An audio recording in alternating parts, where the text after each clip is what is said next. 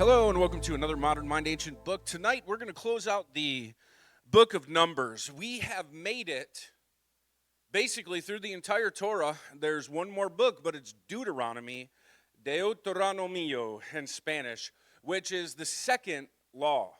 We're actually coming to an end of an age. This is the time of the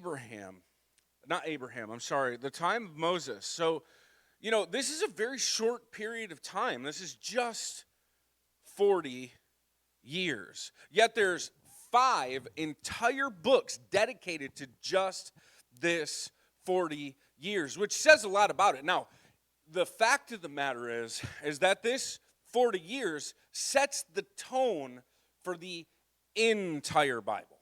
The entire Bible. Genesis is indispensable to the proper understanding of the Bible.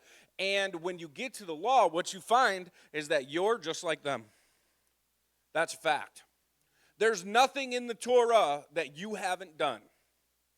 The good thing is, God is continually reaching into a people who don't do right things because He's good. He's not the one who gave slavery. He's not the one who gave murder. You did.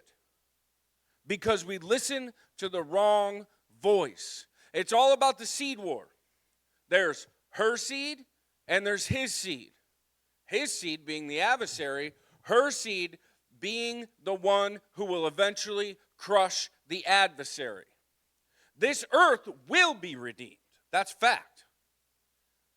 And we see exactly what happens when human beings administrate as righteous. Right here in the Torah. Now, does that mean that everything in here is just that God didn't command it? Well, yeah, He obviously reached into a world and gave commands to a people, but He gave commands to a people in a place where they were. He gave commands to a people who were reaping the results of the fall. So that's why, and that's what we're going to do. That's the kind of major theme of tonight, to close out the book of Numbers. Because when we get to Deuteronomy, we're just going to get the same story with a bunch more deliberation, right? It's been thought about, and it's been compiled into a more succinct story. So really, the end of the book of Numbers, that's kind of it. That's the 40 years. It's the end of an era. And if you think about this, it's kind of shocking because Adam to Noah, is however long ago? To 2,500-ish, right? Abraham to Moses is 2,000-ish to 1,500-ish. Moses to Joshua is 40 years. It's 1440 to 1400. You know what I mean? It's a very, very short period of time. But it's a world-altering time. Who else had a very short time on earth that was world-altering? Right? So you see how God works every so often. And in our timeline, it seems like it's not very often, right? But every so often, He does a very, very special thing. And calling the nation of Israel was a very, very special thing.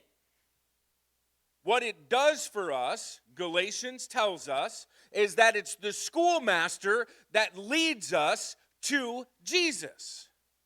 And how could it be the schoolmaster that leads us to Jesus if the command to utterly destroy the Midianites, which we're going to read in a minute, for what they did at Baal Peor, is the way we're supposed to act when Jesus says, love your neighbor as yourself and give yourself up as I have given myself up as a new commandment. If Jesus interprets this for me, then what I see is the God at the beginning who gave life, not murder, wants us to give life. He wants us to be good to one another. But when we enter a world and God's hand has to come down into that world that is still playing a part, the culmination of time has not happened yet. This is 1500 BC where we're standing right now. What we have is a people that were stuck in a dark and broken world, a world that is filled with violence, a world that they have no choice but to continue to be violent. It's a place where animals and women are doing disgusting things, which, by the way, happens today. It's a world where people are murdering each other because their different gods don't get along. Does that ring a bell? Because it's happening today. It's a world of great violence. That's why this is true and men are wrong. Because we didn't learn from this. We didn't change. When Moses gave them a land, they were supposed to go in and utterly wipe everything out. Is that righteousness? No, it's the result of the fall. That's exactly what Jesus does. But human beings could not accomplish it. Does that mean that God is bad? No, it means that he's willing to spare some instead of destroying all. And what do we deserve? It's not good. The world around us is full of greed, and it's nasty. The world around us is full of brokenness, and it's nasty. That's what the Torah teaches us. But it also gives us wisdom. Because in the interim, God was tempering a people to not be as bad as the people around them. He was beginning to call a people to say, hey, this is like beyond offensive to me. I've already wiped everybody out one time. I have kept you now for the fire. The warning is there. Don't be fooled. None of this is good to him. But this is what he said at the water, at the flood. I know you're evil, but never again will I destroy you by water. Now it's said that Adam and his descendants understood that there were two judgments, one by water, one by fire. The one by fire is coming still.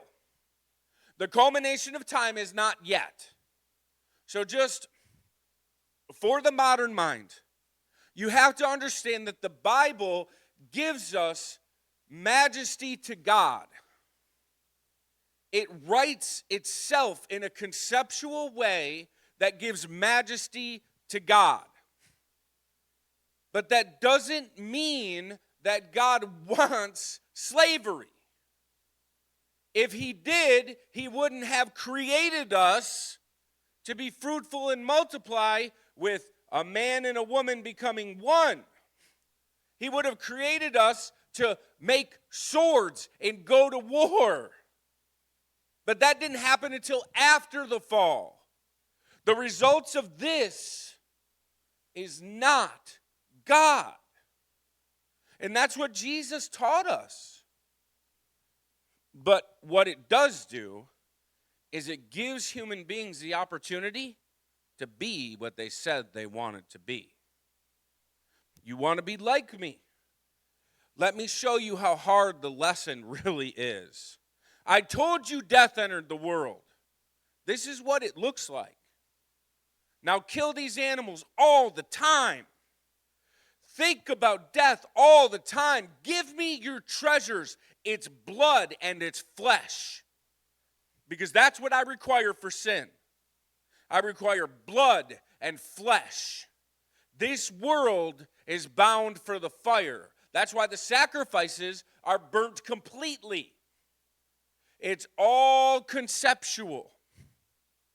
It's God reaching into time over long periods of time, seeking the one who sees the truth, and the next who sees the truth, and the next who sees the truth. And he's calling them out from a people who are destined for death. That means God's good. Everybody could die if he didn't reach into the world, and it wouldn't matter to him. But he loves you. So he's been reaching into the world, trying to turn the lights on, one at a time. Trying to say, hey, see your sin. Remember who you are. Remember what you've done. Remember how bad you've been. And know that I stand ready to make a way for you. And here's the way now. Blood and flesh. Because I'm going to give my blood and my flesh. But not yet. That's yet to come. We saw it in Job. It was prophesied in Job. And then we see Balaam in Numbers. A one who is representative of the people from where Abraham came. He prophesied that the one far off, he's coming, a righteous scepter, the king. He's not now. It's all through this Bible. It's all through these scriptures. But we can't not learn this. We've got to learn this. There's lots of questions here that have to be answered. There's lots of things that have to be understood. How can we remember our sin if we don't even know what sin is? How many street corners have I preached on with guys who are saying, repent? And then people come up and they go, oh, God's really been calling. I just know I got to give up drinking. And they're like, yeah, repent. But it's not drinking that's the sin. It's not what you're doing that's a sin. It's what you're doing for you. That's the sin. If you're doing it to God's glory, if you're giving up the things that are displeasing to God because somebody began to teach you, we all need a rabbi. Now, the new covenant says God himself will teach you. But how does he do it? He does it in the corporate body, which is why we see God call a nation. All these object lessons are here. The kingdom is a group. It's everybody. I am not the same as you. I can't do what you do. You do what you do. And I'm no good without you. And you're no good without me. We are all parts of the same body. We are a nation, a people, a holy people. We are supposed to be called out from the world and changed. Isabella, get off of the floor. We are not to be a people who disregard the laws of God and turn away from the Bible. That's not who we are to be. Now, how simple is it? It's pretty simple. I mean, if we look at this, right? So, after Cosby came to the leader, the head of Simeon, and she did her magic, her sex magic. And then they went back to the tent, and Pinchas or Phinehas, ran a spear through him, right? Why was the leader of a tribe with the leader of a Midianite tribe? Because they're politically savvy. Because they're smart. How do you make political alliances? You marry them off. This was their spiritual warfare, okay? This is a principle of it. It will come after you in your weakness. It will come after you in more ways than one. All through this, we've seen the nation get tested. And all through this, we've seen the nation fail. I only know of one story in the Bible that he didn't fail when it came time to be tested. And that's okay. Because God still loves you. You can fail. Listen, fail miserably. But don't stay there. When you fail, remember that in the garden, you don't have to be afraid of God. The restoration of relationship is his strong desire. That's why he didn't expect you to cover you. He expected you to give up your treasures and see the blood shed and remember the past. All the works that he's done despite how evil you've been. So that you might come to him when he finally offers his flesh and his blood. And you know why that was important? Because it undid the garden. Where death entered, he rose. There's no more death. But how do we get there? We've got to be a people that love what God has given us. We've got to be a people that stand on the things that he has done. We've got to be a people that have remembrance, introspective, and a meditative nature, prayerful, kind. We have to lay ourselves down and make him everything. And that's what this is all about. There's nothing different in the Torah. It's exactly the same. And the fact is these were really simple people. There's nothing complicated about these guys. So after all of that, with this worship of another god, the people engaging in cult sex magic,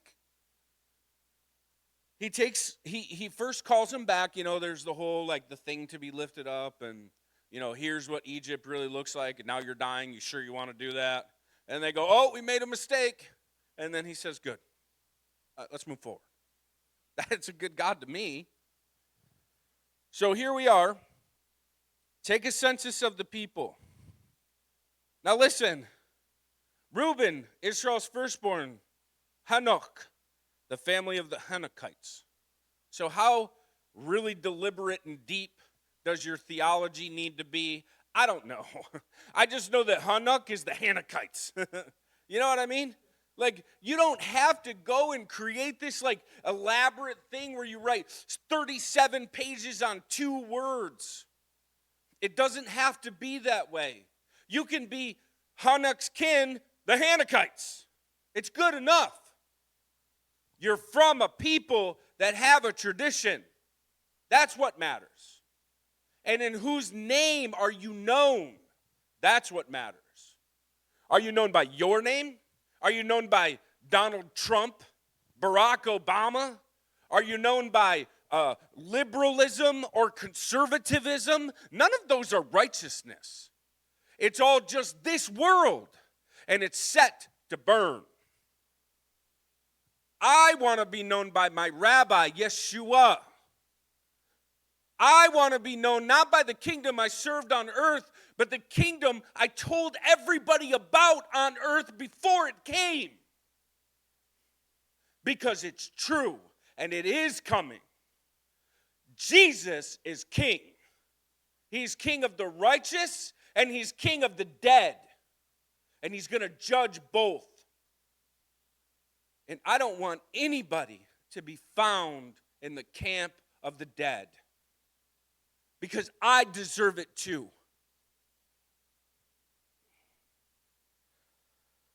Now it's cool, you go through Simeon, so listen, learn these. This is the second generation, okay? You should learn these. You're going to see these names over and over and over and over again. But there's kind of like a hidden gem in here. When you go to Judah, You see Er and Onan, Shelah, and then Perez, the family of the Perizzites. This Perez is important. Remember that one. When you get to Joseph, you see Ephraim and Manasseh. This is important. Joseph was a very important figure.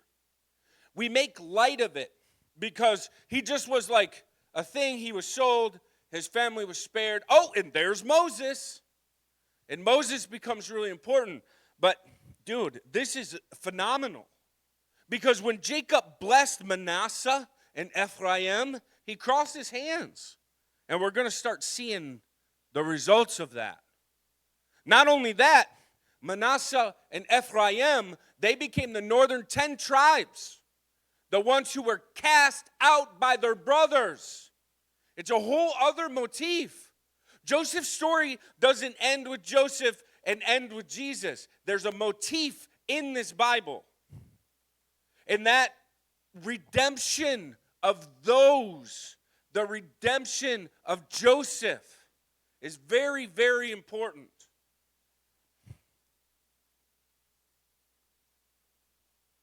Now, here's the thing about Manasseh, okay? Manasseh. So Zelophehad had a son, Hefer, but he had no sons, but only daughters. Just remember that. It's important. Had no sons, only daughters. These are the sons of Ephraim, and he's got a whole bunch, right? So what happened? Manasseh, the oldest, starts to become less because Ephraim starts to rise. He has sons. This is a prophecy given by Jacob. It's important to see these because this plays out all the way through the Bible. So he had a lot. The Shephamites, Bela, just keep going all through this. It gives you every single tribe and everything that's there, okay? When you get to the Levites, it's important because they were not numbered, right? So we're going to get to the Levites. It's like verse 57. There were those who were numbered in the Levites according to the families of Gershon, the family of the Gershonites, Kohath, the Kohathites, right? Just simple things, right? Now, let me get down to, this is interesting. Who knows the name of Moses' mother?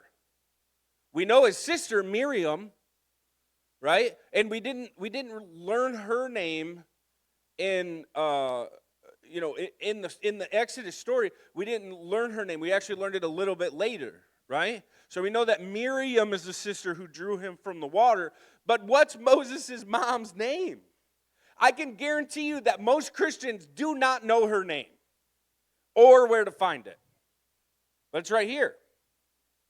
The name of Amram's wife was Jochebed, the daughter of Levi, who was born to Levi in Egypt. And she bore to Amram Aaron and Moses. Jochebed, that's his mom. She was a great woman. She loved her son and she hid her son. And she trusted God and she put him in an ark. And she put him in the water with crocodiles, by the way. And then Miriam loved him so much that she didn't leave his side.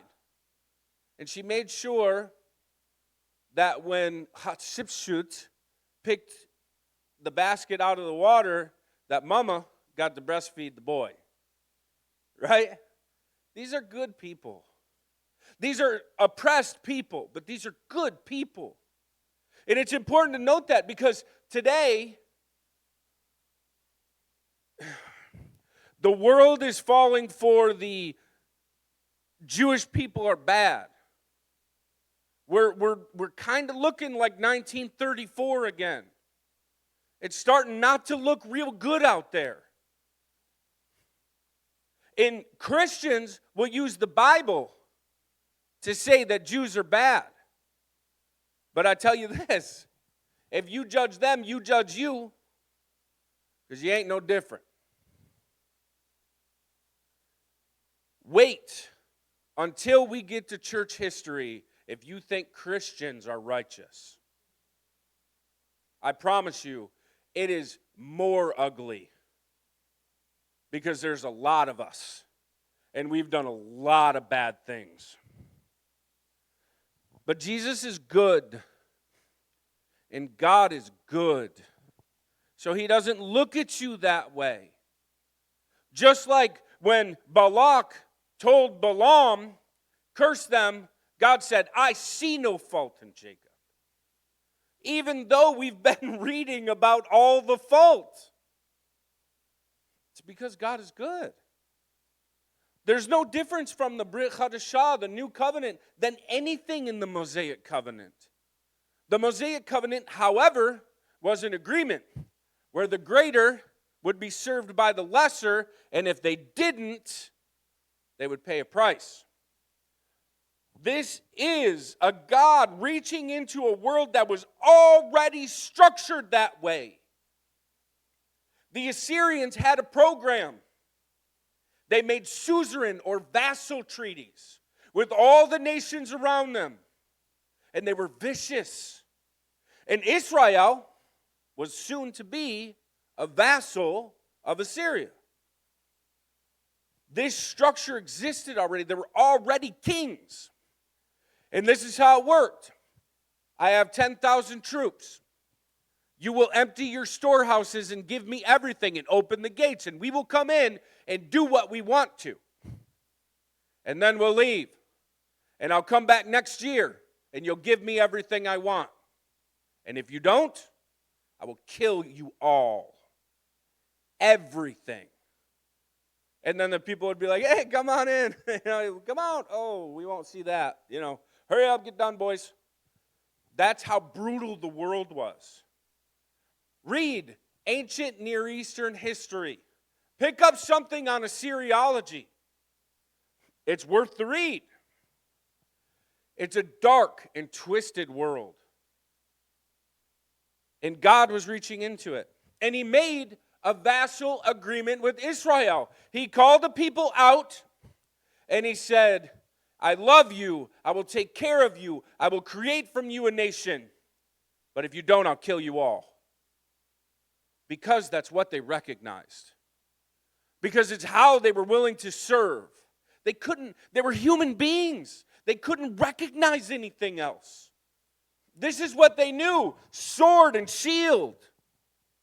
They knew power. They knew Nephilim. They knew big men that wanted to rule by power and might.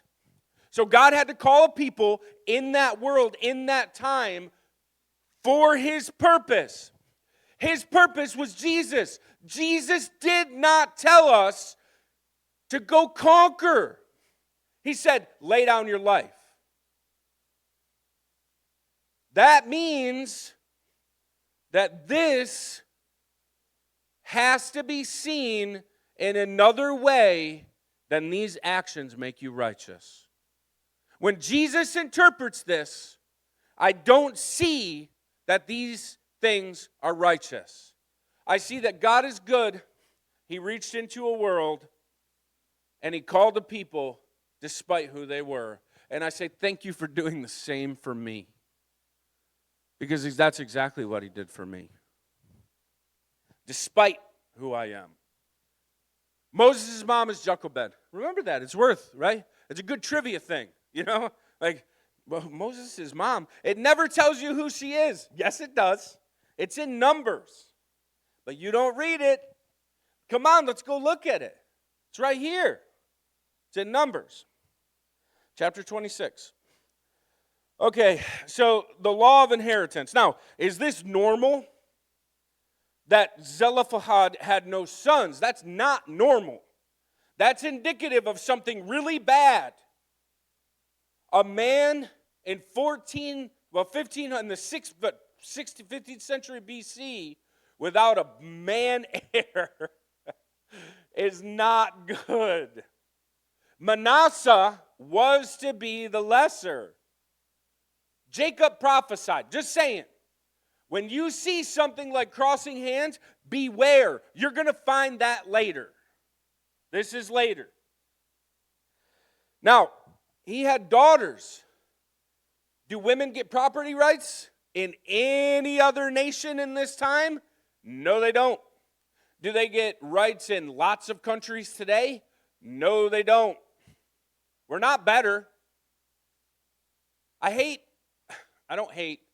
am strongly against when people read these documents and they go, oh, see, it's evil. I go, did you wake up today? I mean, have you figured out that you live in a place that has exactly the same things happening, but you're not concerned about it today? You're concerned that God did it then. He's evil. So you won't believe. But you're not an activist for, let's say, problems in, I don't know, a country contemporary today? You don't want to help women get out of this today? It's just so mind-blowing to me that it's a spiritual war and they don't see it, but I do. And you know why I see it? Because God turned on the light. I was just as dark as they were. I was blind. I used to walk around going, yeah, aliens seeded everything. Hey, you want to do something? You know? Because I just was blind. But then one day, he called. And I pray that for you. That one day he calls. That you might know what I'm talking about right now. Because it was the best thing that's ever happened to me. And it will be for you too. Because when he calls, you wake up, you come to life. Not only do you come to life, you raise from the dead. Your body will be cold one day. But in God, you will live.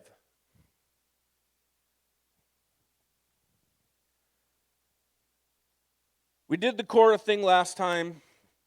Now, this is the end of the age. This is the 40 years, right? And this is why I say basically the law ends right now.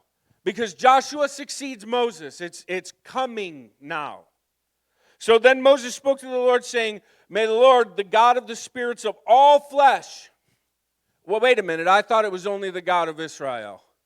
It seems like Moses knows something that other people just can't figure out today because they don't read Numbers. Then Moses spoke to the Lord, saying, may the Lord, the God of the spirits of all flesh, appoint a man over the congregation. By the way, does anybody know the name that we actually are called in the New Testament? It's the ecclesia, the called out ones, the ones who are taken out. Can anybody put the dots together here? Israel was taken out, right? He's been acting the same way. It's the same God. He's calling a people to be a nation by taking them out to him. Same thing. Take Joshua, the son of Nun. And what's Joshua's real name? Yeshua. We call Jesus, Jesus, because it's a transliteration of the Greek name, Jesus. But his name in Hebrew is Yeshua. Joshua's name in Hebrew is Yeshua. Joshua takes them into the land. Okay? There's no future for the Jews. No, Jesus is going to bring them back into Jerusalem. Jesus did it now, and he's going to do it soon. Take Joshua, the son of Nun, a man, and in whom is the Spirit. We're in a Pentecostal church. What does that mean? He was jalalalalalabadding it, right? Okay? He had the Spirit. He was known. He had wisdom.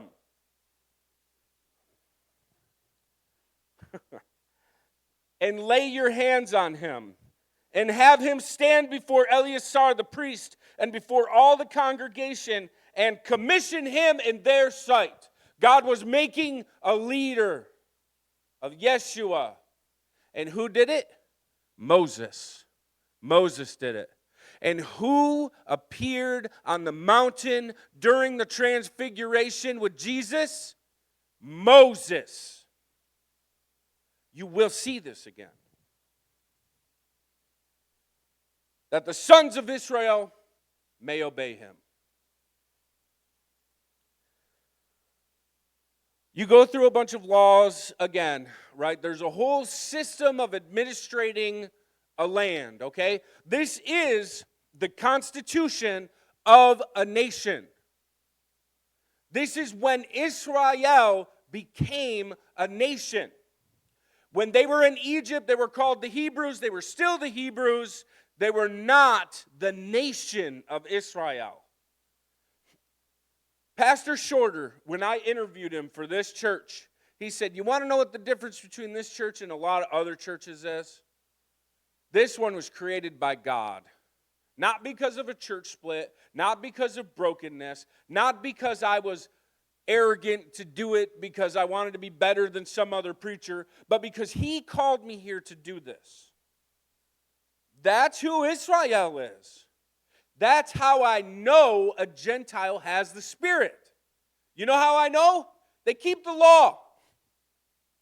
I've studied the law enough to know that I see people who love God in the way that the Brit Hadashah, the New Covenant, said they would.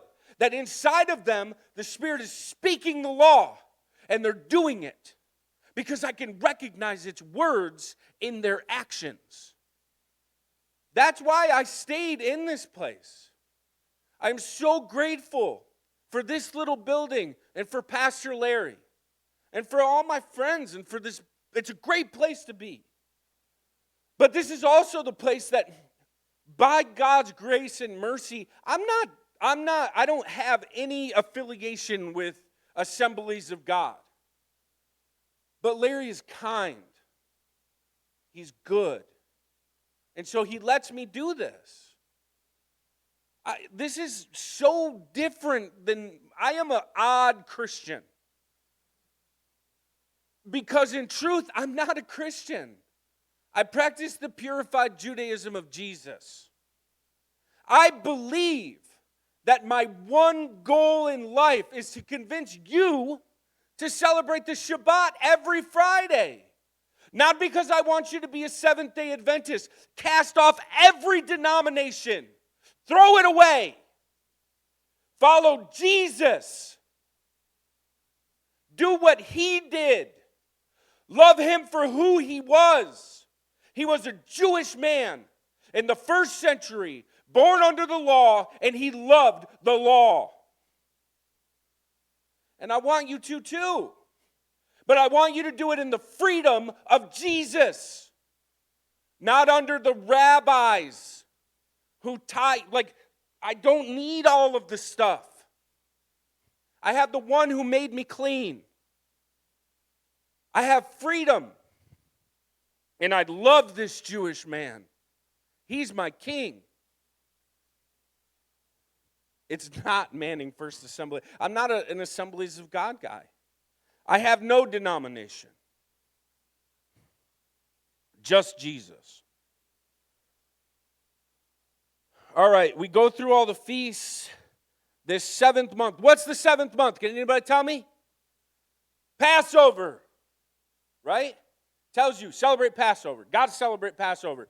If you haven't sat through listen, us Gentiles, we are missing out on the richness of what Jesus said and did at that table. Because we don't sit through it. We don't learn it. We don't study it. If you sit through Passover, every single year, you see and learn more. And you begin to love it even more. And every single year that you go through it, and then you read where Jesus says things that you know were in that feast. It blows the Bible up. It explodes the words of him. It adds nothing but fervor and knowledge and understanding inside of you. Because we don't worship a God who's not real. We worship a God who has existed in history since the beginning of man. And he has an entire world for you to experience. And Passover is one of those things. We are going to do a Passover, and you're all invited. So many people. I wish I could just give it away for free and have 10,000 people there every year. Passover is astonishing. Drink offerings, grain offerings, male goats, sin offerings, burnt offerings. It's all here. Why is it here? It's the new generation. Right? They're being told again. If you really get the chronology of this, which is the reason why we're doing this in chronological order, because we don't think conceptually. The Bible thinks conceptually. That's why you don't get Jochebed's name in Exodus, right? Because they want to simmer the story in you and then reveal her name to you.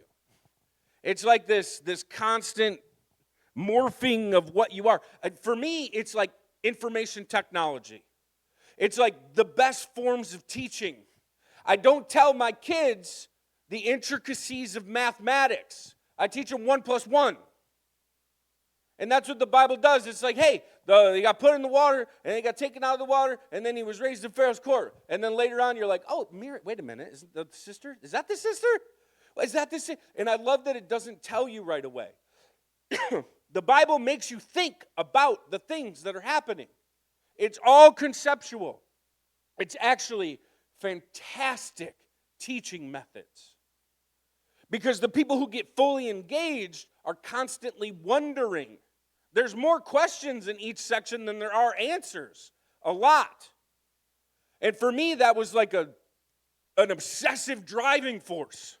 I still, to this day, I could write, and I will one day, write a big book of questions and then answer every single one. That's what I want to do. I want to go, why is this here? What does that mean? Why am I seeing this? Where was this? Oh, there it is. How did we, that's what I wanted, because I can't read this and not get like stuck in one spot.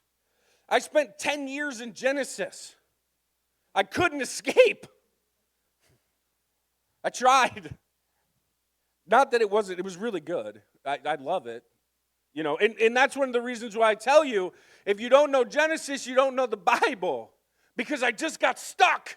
I couldn't get out. I was like, I just want to leave this book. But I couldn't, because everywhere else I went, I was like, oh, that's in Genesis. Oh, what? Dang it, that's in Genesis, And there I was back again. Well, what did that mean? And then through the whole thing, like what I realized is the law is indispensable. Because it's not just Genesis. It's Genesis, Exodus, Leviticus, Numbers, and especially Deuteronomy. Which is what we're going to do in 2026.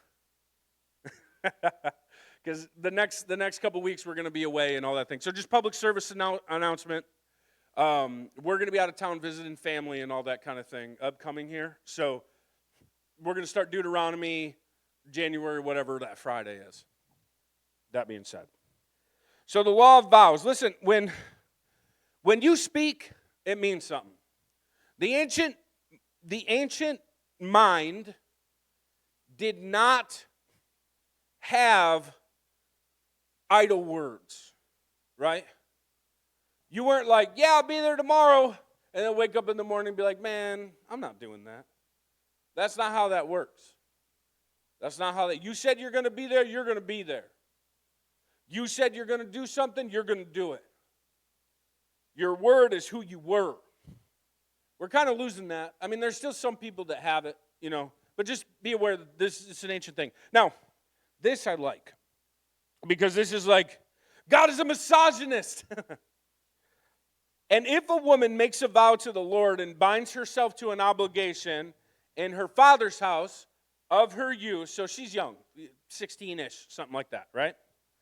And her father hears her vow and her obligation by which she has bound herself, and her father says nothing to her, then all her vows will stand, and every obligation by which she has bound herself shall stand. But if her father should forbid her on the day that he hears it, none of her vows or the obligations by which she has bound herself shall stand. The Lord will forgive her because her father has forbidden her. Now it happens for the husband too. So what does that mean? Does that mean that the Bible teaches that you ladies are lesser, therefore God has made you lesser? Because last I checked, in the beginning he created, and he took a woman, or took the woman from the man, then he put them together and he said, you guys are good, you're one. And then at the fall, what does it say? You're going to try to overcome him, but he's going to overcome you. Welcome to the fall. If you've ever hated being under oppressors, don't blame God. He didn't make selfish men to harm women. He made strong men that loved their wives, who were their helpmates, their equals, the ones who were there to create the ability to produce offspring, and love them fully. The soft one and the hard one, which ironically the man is often softer than the woman today. I'm sorry. So just remember that what you reap today, the way life is today, what you're reading right now in the law is not God's desire. This is what the fall looks like. You have to remember Genesis when you read these and mourn for who we've become. This is supposed to remind us to be broken. This is not right. But it doesn't mean it's wrong. It's just what's here today. God will make it right. Vengeance is his, and he will repay. Men have to fight the desire to overcome, and women have to fight the desire to overcome, because we have to fight the curse. We've got to learn how to unite with one another as equals and as different, because we are. That being said, marriage is really hard. Then the Lord spoke to Moses, saying, take full vengeance for the sons of Israel and the Midianites. Afterward you will be gathered to your people. Moses spoke to the people, saying, arm men from among you to go to war, that they may go up against Midian to execute the Lord's vengeance on Midian. 1,000 from each tribe, so 12,000. Moses sent them. They killed the kings of Midian, and the rest were slain. Evi and Rechem, Zur and Hur and Reba, the 5 kings of Midian. They also killed Balaam. Remember the prophet that spoke to God? He got himself cursed. You only can wonder what he got himself into. He did go to that mountaintop, right? And he looked down in the valley and he was like, hey, listen, I can't curse them, Balak, but how about this? Their God's jealous. I know them pretty well. Why don't you just, I don't know, send the heads of the households down there. Get some women down there. Invite them to the cults. Have them eat some raisin cakes. And God will take care of your enemies for you. He doesn't like that.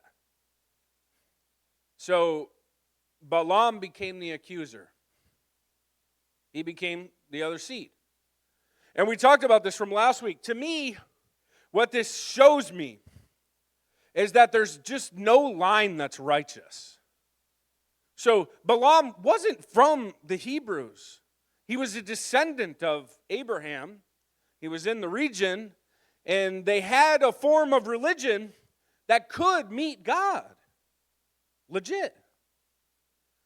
And the Hebrews were being called to become Israelites. And in the same chapter, you get 2 broken leaders. Moses and Balaam.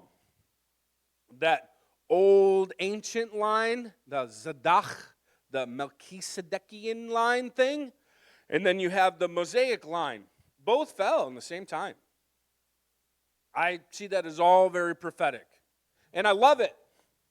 Because again, it just reinforces for me that what I'm saying has been revealed by God that his character was always to expose people and to show us the fall that we might see Jesus more clearly.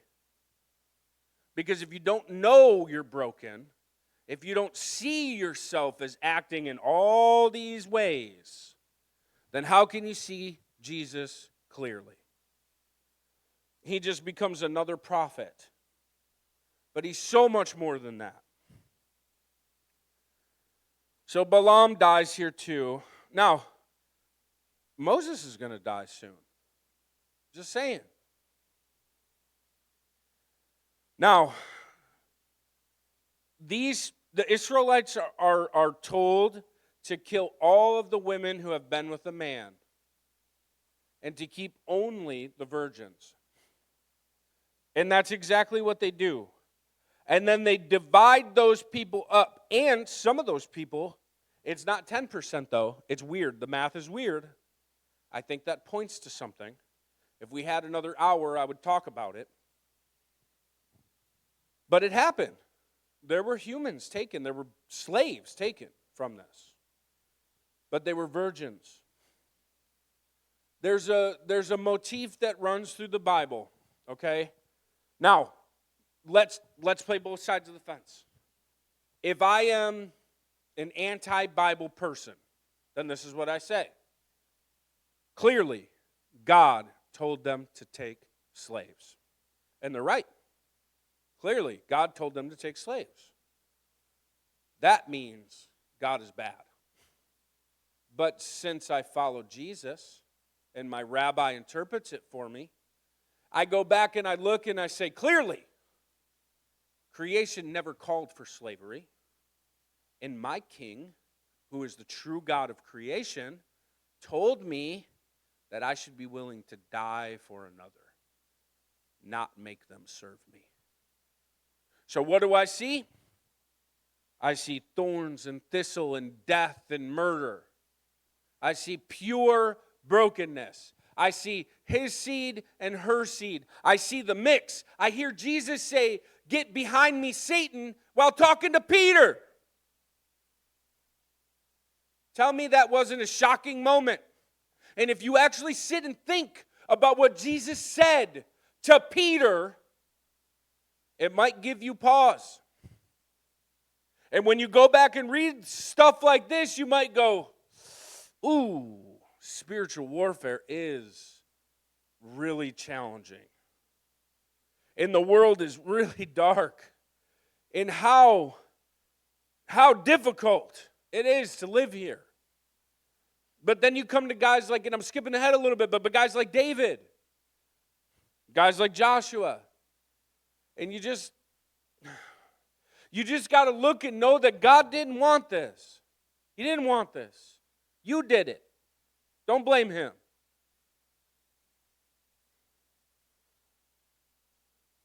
So here, Reuben and God, they say, hey, listen, we got some really nice land. We need to keep our sheep and everybody occupied. Our little ones are tired of this. Meanwhile, there's like 10 other tribes that still have to go to war. Moses is like, whoa, boys. Don't be like your predecessors. We don't need this. Don't hinder us from going to war. Don't you dare try to break the men off. We're all going.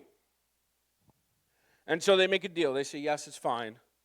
And, they settle in the land. They make fortified cities. They leave their little ones, which, I don't want to drag her along to war either. So it's kind of good. And then they cross over here shortly. So it's just, you see the nation, you see the people, you see the nation building, you see the progression of a people. That's what this is all about. It's the progression of a nation becoming a nation. Now, they get told the whole story again. How they went, where they came from, how they ended up here. And that's all in chapter 33. These are this is the review. It's kind of just like, and then here, I'll read a little bit. They journeyed from before Hirerot, and they passed through the midst of the sea into the wilderness, and then they went 3 days' journey in the wilderness of Etham, and then they camped at Marah, and then they journeyed from Marah to Elim, right? It's kind of like dot. But if you take a few minutes and you look at maps and you like study this and you see you see that these poor people just like did this. You know? It's like silly. But it's not silly because, and hear me out, what it shows you is that even though we want to judge these people, we want to stand on it and say, look, this is like Israel totally, they killed Jesus, you know? Like we want to be this way. What we see is a people that did what I probably wouldn't do. Would I march around in circles in the wilderness? Or would I like slip out and head into, Jezreel and be like, hey, what's up, guys? Listen, I'll start a family over here, cool? You know? I'm very selfish. But these were mindful people. They were obedient people. I mean, that says a lot. They were willing to die in the wilderness. Now, that also says, and I want you to hear this, what was God doing in a fallen world? He was bringing you to the end of you. He might march you through the desert. He might take you right on through it until you die. Because the body is just, it's about in whom are you focused? In whose name are you known? That's the lesson from that. And, it's a tragedy, really. But, Christians have been doing that for a long time. We got 40,000 denominations. We've been running in the wilderness for, 1,000 years, acting like we're with God. But we're not doing a good job. All the wealth in the world that we could be using for good things, and it's not. All the righteousness in the world, and we're like, you dunk them? You dunk people for baptism? Never. Evil, depart from me, baptizers. It's like silly. We're silly people. All right, so then you shall drive out all the inhabitants of the land before you and destroy all their figured stones and destroy all their molten images and demolish all their high places. And you shall take possessions of the land and live in it, for I have given the land to you to possess it. You shall inherit the land by lot according to your families. To the larger you shall give more. So there's the command. That's that haram. It's called haram. It's like a holy war, right? So it tells them how to break up the land once they take it. And it tells you, now listen, it's like really a lot bigger than Israel is today. It's a way bigger chunk of land that actually belongs to Israel according to God, according to this designation. They just didn't do it. It didn't happen. When people call you a Zionist and they say, oh, they want to take the land from, the Tigris or whatever, and then down to like Egypt, you're like, yeah, that's actually what they want. Yep, it's true. And it's because they believe the Bible, as do I, but I don't follow their rabbis. I follow Rabbi Jesus, and I know that it's not by the might of men, but the might of God. So I'm going to wait for that. I'm not going to take up my sword to go do this. They'll try, but it's not going to work.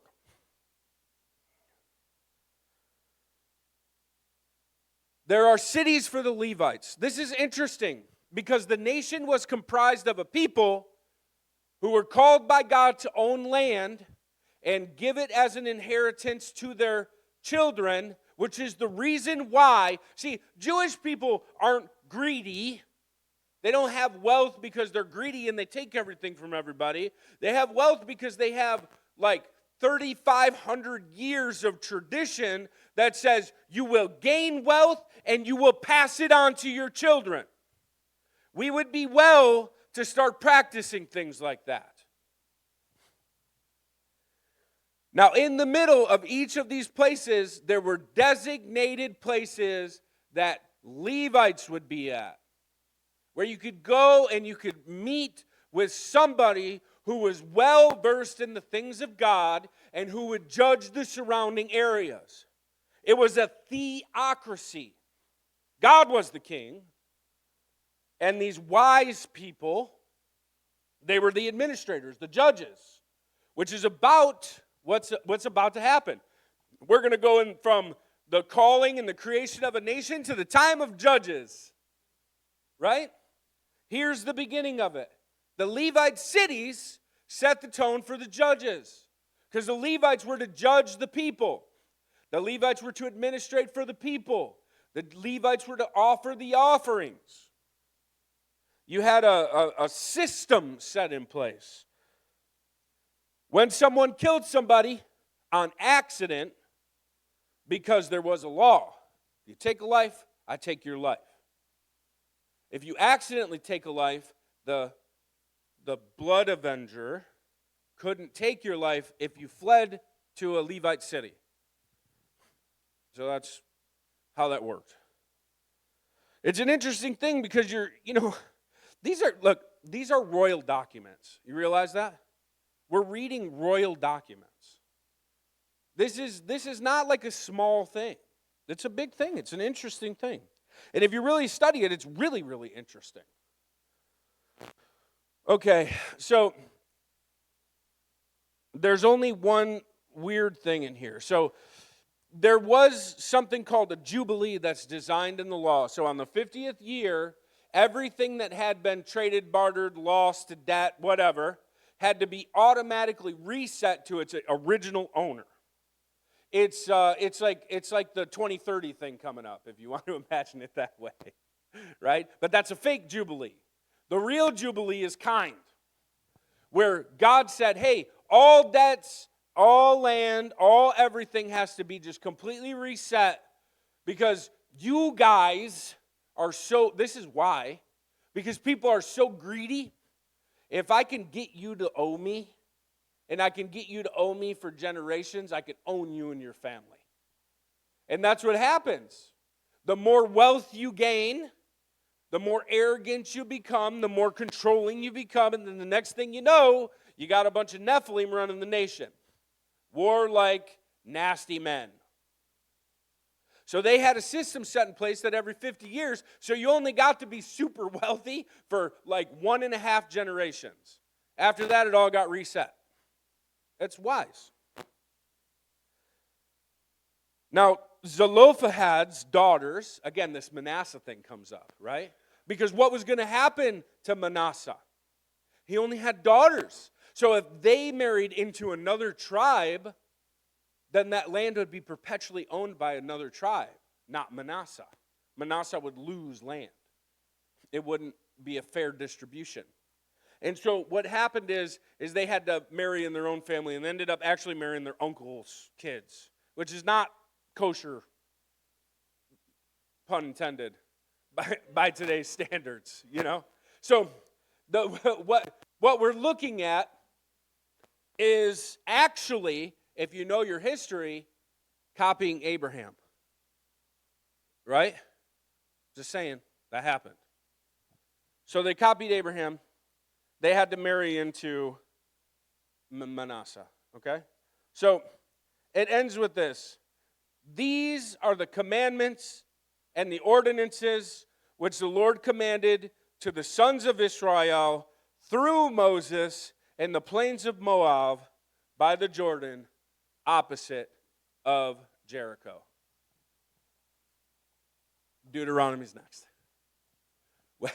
In a couple weeks, anyways. I need a break. Lord, we thank you for this opportunity to just go through Numbers. I pray that what I said was pleasing to you, and I just pray that you'll be with us, Lord, through this season. To all you who practice Hanukkah, happy Hanukkah. It's this coming Sunday. It begins. We're going to be practicing that because we love the light of the world, and we do Christmas. So you Christians out there, do both. It's all good. Learn the history. Take care of the things that are important to you. Love your Lord and your God with all your heart, soul, mind, and strength, and your neighbor as yourself, and give yourself up just as Jesus gave himself up. May the Lord bless you and keep you and make his face shine upon you and turn his countenance toward you and bring you peace. Amen.